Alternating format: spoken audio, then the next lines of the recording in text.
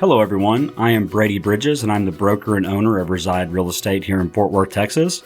I want to welcome you to another episode of Real Talk with Reside Real Estate. We are a top producing team here in Fort Worth, Texas, and we want this podcast to be a resource for anyone looking to learn more about real estate and the great city of Fort Worth, Texas. Well, welcome back to another episode of Real Talk with Reside Real Estate. Today, I'm joined by one of my top agents here in the office, Erika Myers. She has been an agent for just right at 2 years now.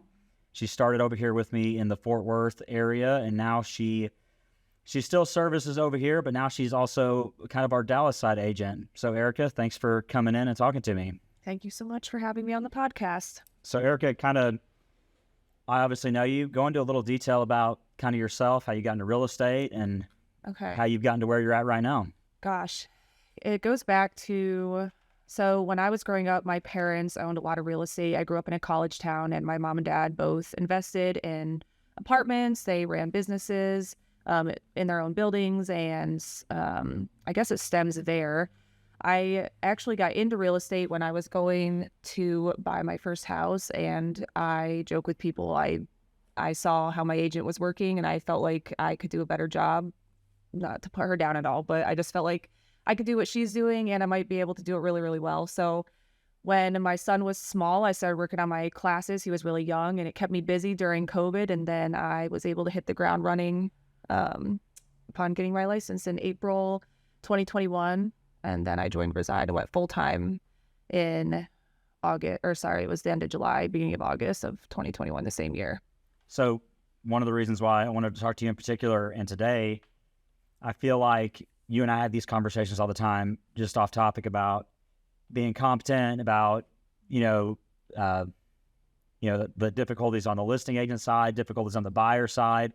So I thought you'd be a really good resource for us to talk about what it takes to be and what people should be looking for when they're going out to pick an agent, primarily on this conversation, a buyer's agent. Yes. So just kind of before we get into all those questions, I know you've got some designations, right? You've been doing some continuing training beyond what we do here. Kind of tell us about those and what kind of your expertise is. Yeah, this past few months, I've really focused on, I got my ABR designation, which really is able to help me elevate my services and which is an accredited buyer. Yeah, an accredited buyer representative designation. Helped me elevate my services for my clients on the buy side in particular. I love working with buyers. I think that it's very rewarding for both of them and for myself when I'm able to negotiate strongly for them and really help them understand the process as we're going along. I think it's really important to establish a good, healthy relationship with your client, and that begins with sitting down and going over everything with that initial buyer consultation. But so the ABR really breaks that down for the agent that's taking the classes and helps you elevate all of your services and be able to provide just even that level up for your client. And then also the real estate negotiation expert certification. I think real estate's all about negotiations. So having that certification and taking that class with Champion was huge for me, because I think everything we do, both on the buy and the list side, really does boil down to negotiations, and everything's negotiable, right? So being able to be good at that and provide that service for all of my clients is something that I'm proud of. Yeah, and I think right now, more than it has been in the past, is so much more important. Because, the past few years, the list price was really the starting bid price, right? So there wasn't a whole lot of negotiation back and forth taking place. It was kind of like, okay, what does the seller want? Can we give it to them? And then you get the house, right? Yes, it was all about how you wrote your contract and coming in with their highest offer right off the bat. So kind of tell me, from that market, like you obviously started whenever it was just insane. Mm-hmm. So how has real estate changed for you in these past 2 years? Negotiations are something we can do a lot more of now. Working on the buyer side especially, I think you're able to negotiate a little bit more strongly working with sellers, and sellers have to be a little bit more reasonable now. They can't just brush you off and go to the next offer. They're more willing to work with you. And when you have an agent that's good at negotiations and can sit down and really negotiations are also a lot about options, right? You want to provide options for everybody and not just yes or no. I think a lot of people hear the word negotiator and they think of Pitbull and pearls or somebody that's coming in and just going to put the hammer down. And that's not what a negotiator does, really. I mean, the negotiations are more about bringing people together and finding a solution and being able to provide options for all parties. That's our job. And that's what we specialize in. And being able to do it well is even a better experience for everybody, including the other agent on the other side of the deal. And it makes it much more smooth for the client, for your client, and also theirs when you have somebody that can do that well. So yeah, now the market's shifted where it's working with buyers. We're able to get a property under asking price. You can go in and you can actually negotiate and get a little bit better terms for your buyers. If we're comparing it to before, where the sellers were kind of just calling the shots and saying exactly what they wanted, and that's how we were getting it done. I got into real estate with you during the peak of all of that craziness with the market, and I worked primarily with buyers. And I think that really helped me sharpen and hone in on my skill set working with buyers and where I got the passion for it. My first, I think, 12 deals were I represented the buyer. So, and I learned a lot. I think it's so important too. Like, I know a lot of agents say, like, I want to be a listing agent. But to be a proficient listing agent, you have to totally understand the opposite side as well. So I think, obviously, listings are great. I love listing. But I think the buyer side is where you really hone in a lot of the skills, because you know what the other agent's thinking, what the client's thinking, and you can come to a mutually agreed upon decision whenever, negotiators go back and forth, things like that. Absolutely. So you work in Fort Worth with me for, the first year you were over here, and then you moved over to, I guess, what is that, Collin County? Yeah, Collin County. I'm over in the Wiley, Lavon, Rockwall, Plano area. So kind of tell me the differences now of working over in this market and what it's like over there. Oh my goodness. It's funny because working in Fort Worth, I was, in the city, and I've learned a lot about septic systems and such now over there. I love the text messages that you're stuck behind a tractor. Yeah, I got to leave like extra 10 minutes. I'll get stuck behind tractors and big, huge dump trucks. There's a lot more development that's going on in East Dallas, a lot more land. I get a lot of people looking for land so they can build.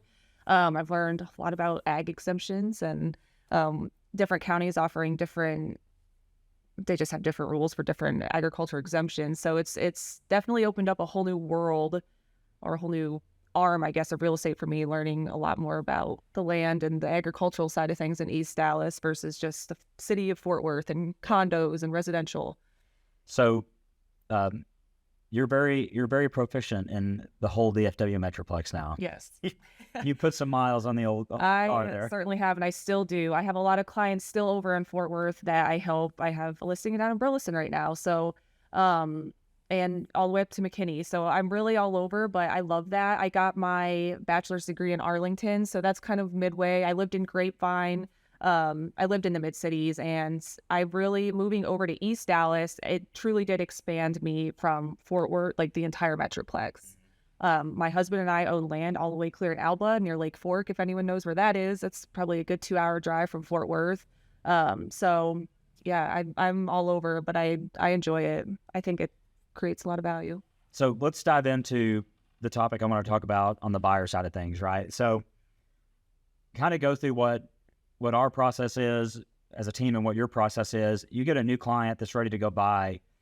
Kind of what are the first steps you're taking with those people? Obviously, it's talking pre-approval, things like that, but kind of walk someone through what that looks like if they're thinking about buying a home. Yeah.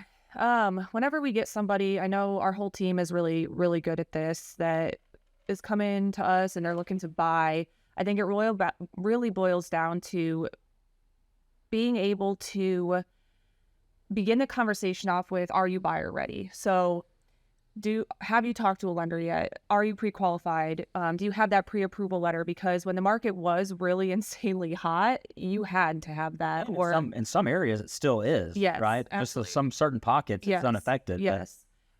So being able to be competitive with your offer, if you do find that property that you love, like that is absolutely crucial. So we sit down, we do a buyer consultation. We talk to you and really try to understand, why are you looking for a home? Is this your first time, or are you a seasoned home buyer? Are you buyer ready with your pre-approval and your finances? Have you really given this a bunch of thought already? Or are you just here to kind of dip your feet and toes in the water and begin the process with us? And all of our agents are so good at that, and helping people with, no matter where they're at in the process. So that's really the first step. Can we fully understand? And I know we are all empathetic to home buyers and working on the buyer side of the transaction here, where we have a lot of understanding of what y'all go through. It's a big, huge investment, and it takes that level of understanding and empathy to be a good buyer's agent. So that's where I would say to really begin.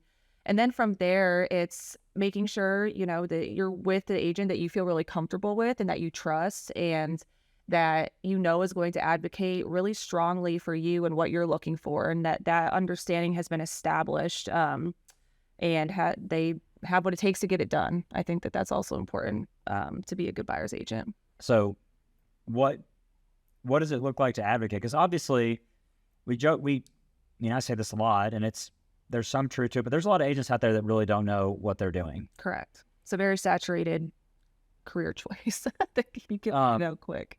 So, and we talk about this all the time, whenever people come in, leads come in, first mindset is how we can make an impact on them and how we can give them a better real estate experience. Because we've heard it so many times that people are afraid of using an agent, or they don't want to use an agent because they had a terrible one. Right. So what do those people need to be looking for in what makes a good buyer? How are they going to identify that person? We're licensed professionals and we're held to a standard, right? So when you're looking for a good buyer's agent, I think that it really begins with somebody you can trust. I went to a business conference last week, and I got to listen to Dr. Henry Cloud. He is a clinical psychologist that I thoroughly enjoy reading a lot of his books. And I apply that knowledge that I learned from him directly to real estate. And one of the things that he talks about is we're in a specifically in real estate, we're in a relationship business, right? And so our relationship with our clients, really there are a lot of elements of leadership. You're taking on a leadership role, and they're trusting you with that. And trust is really the engine that gets all of the muscles moving so that we can have an effective transaction, and we can actually advocate on your behalf to make sure we're getting everything done for you. And with that does come, I brought up the word understanding and empathy. I think he breaks it down into these 5 vital things. And the first one is understanding and empathy. Do we understand exactly what you're looking for? Does your agent understand? Do they have the correct motive? Obviously, we're in this to make money, but we are paid for a reason. Mm-hmm. It can't all just be about money. We, especially here at Reside, we are about making an impact. And that is what our agents are here to do and to help you. This is a huge investment, if not the largest that you make in your life. Mm-hmm. So I think the third is ability. Does an agent have the ability to get it done? And then it goes down into your personal makeup, and then your track record, and all of those things I think are directly, it correlates into real estate. So when you trust somebody with that huge decision, you're looking at all of those things, and a good buyer's agent is going to show you, I can get this done. I have the ability and what it takes. Look at my track record. Look at the team and the culture that I surround myself with, and the knowledge of the market that I'm bringing to the table all of the time. We provide value. And one of the things I think you're really good about, and we talk about this, you got to meet people where they're at a lot of times. Mm-hmm. And depending on if it's a first-time home buyer, second, third, everybody's needs are a little bit different, right, in between. But when you have, we're talking about, let's just say a first-time home buyers, you've been through this 100 times. You have to know kind of when to tell these people, okay, here's exactly what we need to do. You've got to understand when you have to take that full-on authority role and say, hey, here's what we need to do. These are the 2 decisions you've got to make. If y'all want this house, this is what we got to do. If you don't, we can let it go and find another one. Yeah. I think a lot of people are very hesitant to take on that role as the leader. Yes. You have to be confident and comfortable to do that. Go ahead. No, go finish. I get passionate about this, so I just want to talk. But yeah, you have to be very confident and capable of doing that. You can't be afraid to give people options and show them, hey, this is a time where we need to really step up and meet, the seller with what they're wanting, asking from you, and just being able to. Yeah, and I think you talked about earlier, the barriers of entry to real estate are very low. And sometimes you have people that mean, you're negotiating hundreds of thousands of dollars, or even sometimes millions of dollars in negotiations, and sometimes those people are not very confident. We've seen it so many times on the other side with listings. I know you have, I have too. You have to be confident, and you have to know what you're doing. Mm-hmm. Like to be a good buyer's agent, and that's not a knock, right? You have to start somewhere in this business. I think one, like you talked about, is surrounding yourself with the right people, getting yourself trained like you've done. You've gone through and gotten certified in negotiation, like giving yourself the resources that you can go into it and know what you're doing. Yeah, ability and competency, and people look for that too. I mean, when they talk to you, like if I'm calling up the office and you're, oh, I'm not sure, you can just hear it in people's voices, right? They're not going to want to go in and work with somebody that they feel like isn't going to be able to have their back and get it done and be confident with their negotiations. I mean, you want to, if I am going to buy a house and I'm looking for a real estate agent, something I'm looking for is, hey, do you have my back if I'm not looking or I'm not present? You want to make sure the person that is advocating on your behalf and negotiations and everything, the whole 9 yards, has your back entirely, and you trust them to get it done. So, and I think, as agents, we have a fiduciary duty to our clients. Correct. And I think one of the things you need to watch for, in my opinion, you may be wrong, but you've got to have somebody that's willing, that really does have your best interest out there, because there's a lot of agents that don't. Correct. Yeah. So like when a deal's falling apart or something doesn't look good, you want to make sure you're working with somebody.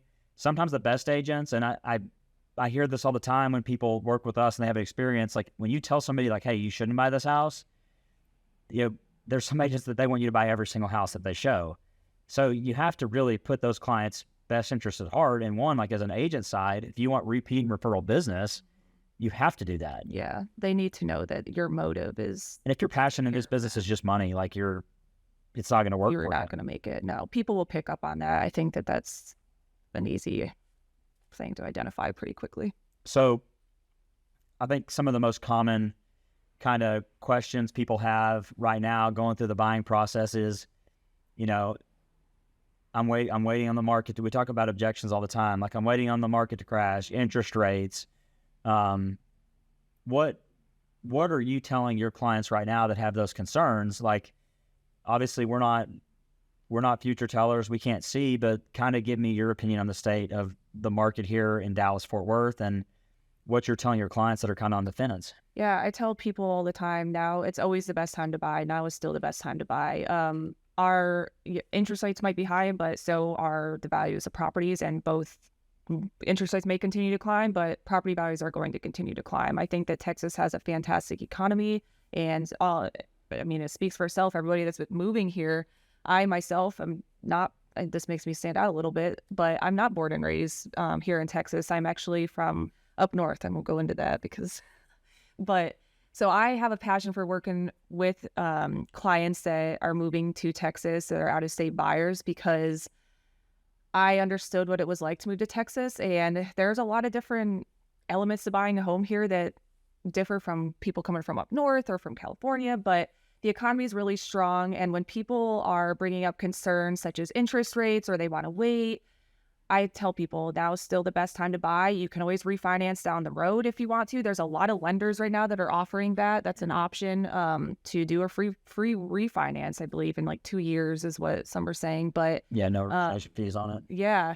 So there's still a lot of really good options out there. Don't let interest rates be the reason that you are deterred from purchasing a property. I think wealth is built in real estate, and I saw it firsthand with my family growing up. I see it around me all of the time. I would never, ever, ever allow somebody, it's their choice all the time, but I would always try to educate the best that I could to purchase a property, and never let that be the reason it deters you.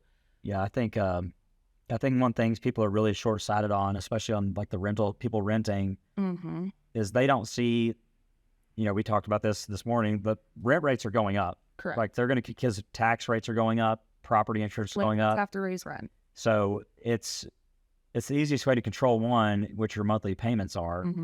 And I totally agree. I mean, some of the properties I bought 5 or 6 years ago, they're worth $100,000 more. So it's going to go up. Obviously, not like it has the past 2 years, 20% year-over-year appreciation. That's not the case. But if you look at any charts that show real estate appreciation growth, over time, it's always going like this. Right. Absolutely. Yeah, don't let interest rates be the reason that you don't buy a home. Like, you can always refinance. But another thing too, I mean, you brought up rent. It's like rent, you're paying 100% interest, right? So if you compare a 6% interest rate to 100% interest, so you're paying, It's a win all day long. yeah, you're going to win. It's a win-win no matter what. Which, and that's one of the things that I really respect about, whenever you guys all started talking about, I want y'all to represent people in the same way that I would. Sometimes it's not the best time for someone to buy. Correct. Yep. So, if someone's not in that position yet or doesn't have the money to put the down payment down, like, I think that's another good sign of an agent is when they can tell somebody, hey, you're not there yet. Yeah. And develop out a plan of how they can get there, right? Like you said, meeting them where they're at. But our job too is to provide all the resources so they can fully understand when they are ready to make that decision and they feel comfortable enough when they decide to make that decision. That's what we do. So one of the things that I feel like a lot of agents, technology has kind of taken over our business in a lot of ways. And I think a lot of people don't use it as a tool and they just rely on it completely as a crutch, right? So when you get a client that is looking for a house, right? Mm-hmm. Most agents are going to just set them up on an MLS search and sit back and wait for them to tell them what they want to see. Mm-hmm. So how are you proactive in that way that you're going out? I think this is a big part of how buyers agents show value. That's why I want to bring it up. How are you going out and finding these properties? Because I know you were just doing it out in McKinney for some people, right? Yeah. So what are you doing outside of just sending an MLS drip search to find homes for your clients? That starts really with that buyer consultation like we talked about. So you sit down and you're really getting to the core of what your clients are looking for, right? So some people are looking for a property with a pool. Some people want to be in a certain neighborhood, whatever it might be. You are active on MLS every day. You're waking up and you're checking you're really being market knowledgeable and you're seeing what's hit the market and what's going on in your specific location or wherever your clients are looking. Not just blasting someone with an auto email, but actually going on and recommending properties that you see hit the market. Another thing too, I mean, when you're in that, buyer consultation, you're looking at, would this be a good fit? Would my client be a good fit for a new construction home? So you're providing them with options, and not just setting them up, even if they do give you all that criteria, not just blasting them with that auto email, but hey, maybe we should look into new construction or we can stick to just pre-owns, but just really providing them options and knowledge so that they can make the decision to go through and help guide you on what they don't like, what they do like. I always ask my clients for feedback. Hey, I'm going to send you. Weren't you knocking on doors in a neighborhood the other day for? Yes, clients? I actually I had a client that really wanted to be in a well-known and established neighborhood in McKinney, and I drove to the neighborhood. There was nothing hitting the market. There was like one house and they had viewed it and it just wasn't the one for them. So I literally drove to the neighborhood and got out of my car and went down the street and just knocked and ask people, hey, are you interested in selling your property? I have a client that wants to be in this neighborhood and I'd love to talk to you about that. So I think to be a great agent right now, like this is kind of a back to the basics market, and going above and beyond for your clients is the key to one, being successful as an agent, and for your clients on the buying side, to feel comfortable. Yeah. So let's kind of go into, you're still in some areas like McKinney, Frisco, Lavon. That's still pretty hot. Like, yeah. So I think people are always curious, like multiple offer situations. If you've got these situations where you do have multiple offers on a home, obviously that's not across the board right now, but what do you do? And like, how does it, because I feel like this is where you can be really good, is knowing how to construct an offer to win out for your clients. So how do you stand out in multiple offer situations to win? This is my favorite part. I'm competitive, so this is where I think my personality. It's a little bit. I think this is where my personality really shines. And I've had a lot of really good mentors along the way to teach me these things. But so if we're going in, I show a property and we're going into a situation where I've called the listing agent. I say, hey, do you have any offers in hand? My client's pretty interested. I'm going to go out and show them. I think the key thing here is calling the listing agent and communicating. So you're going to learn a lot just by asking hey, do you have any offers in hand? Let the seller's agent talk. All right, feel it out. So I let my clients know pretty much all the time if we're going into a situation like that. We go and say we look at the property and they love it and they want to put an offer in. And I'm like, all right, let's go, baby. Hit the ground running. So typically what I do is I call the listing agent and I express that my clients would like to put an offer in. And I just ask, hey, why are they selling? Why are the sellers selling the property? What are they specifically looking for in an offer? Everyone's different, right? I mean, you might have it's going to be very different from an investor who's looking to net on the home and looking at that purchase price versus a family that needs a 3-week lease back to move and to let their kids like finish the school year, get their kids into a different school, whatever the situation might be. You can write an offer really competitively on the seller's terms. And so that's where the negotiations come in, and you really put your options out there for the buyer and say, hey, this is what they're looking for in an offer. I think it'd be really valuable if we came in and we wrote the offer this way. If you're not comfortable going up a little bit higher on purchase price or over list on purchase price, let's write this offer so that it's very strong on the terms. Mm-hmm. There's ways, and good buyers agents know that we can do that really competitively.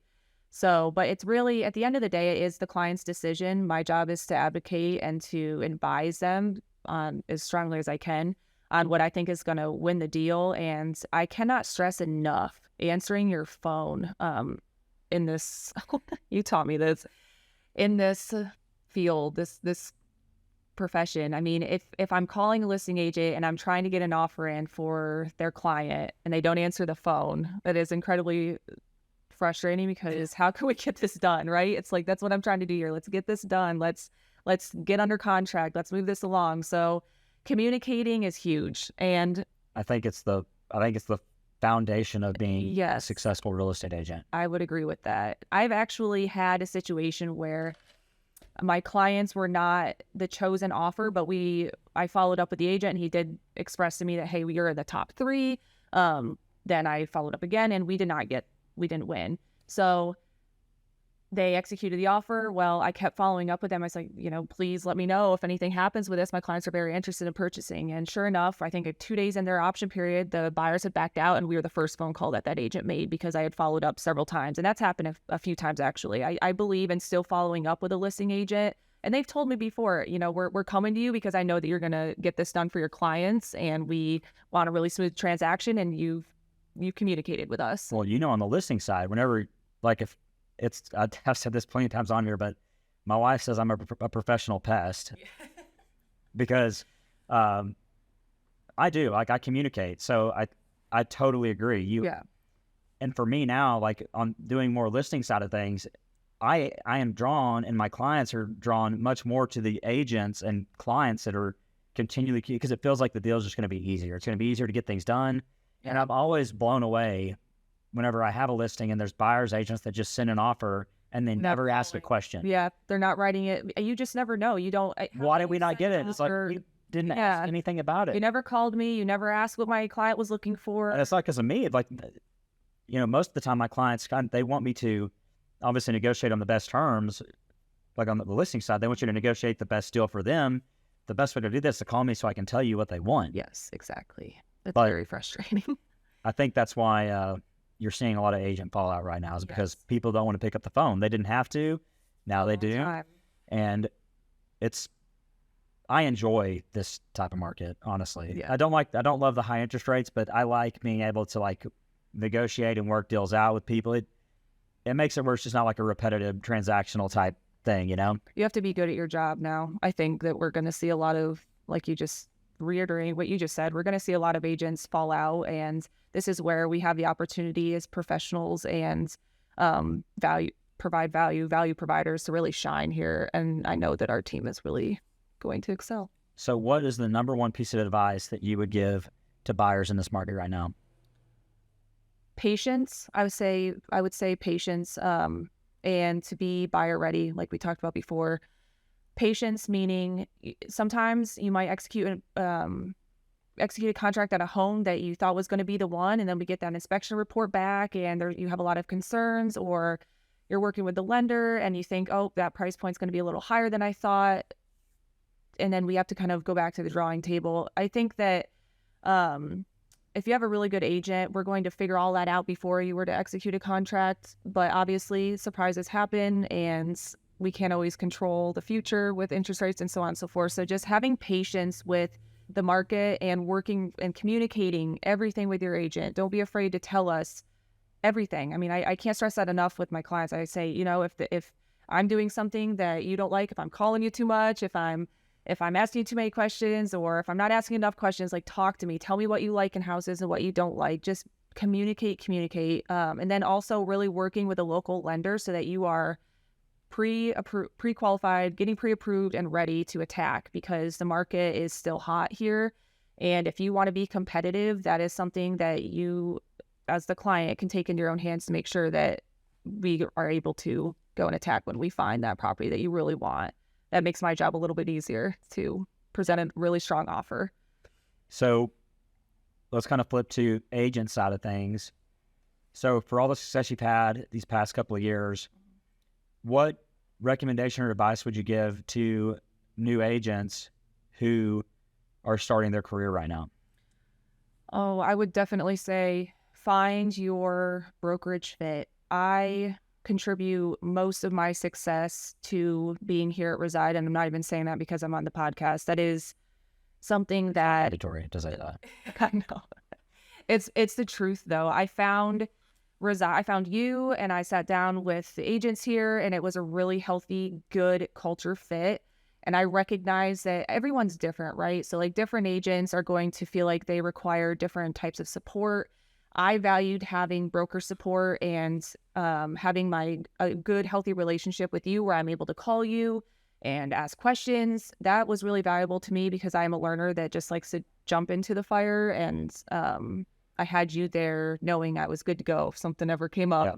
That was no fear of calling me. No fear of calling you at all. I think I've texted you. Jen probably is like, why is your phone lighting up at 11 p.m.? But no, that's the truth. And everyone's different. Some people really like a lot of training. Some people really like to know they've got broker support and access. So for me, my biggest advice is find the right brokerage for you and make sure it's a good fit. And everyone's different. You want to make sure that it's going to be mutual. You're going to feel it. It's the guts, right? So that's my biggest piece of advice, because that's going to make a really big impact on how you work and how you are working with your clients and how you feel day in and day out. You got to know that support's there.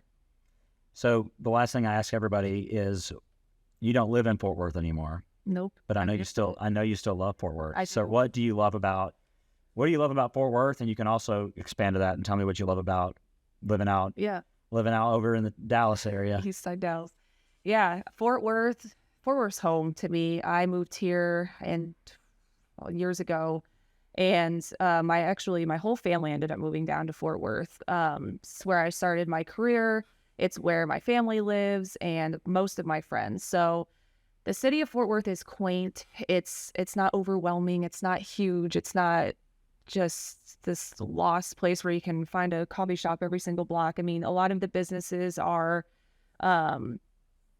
just family owned, and it's a very personal city. It's a place where, actually, I think Stephanie's husband said this, where a handshake still goes a long way. I like that because that's really true. In Fort Worth, I just feel like it's a small town. Like, it's a big city with a small town feel. It's what I tell a lot of my clients, where you can still know your neighbors and know the people in your subdivision really well, and feel good about who you're living next to.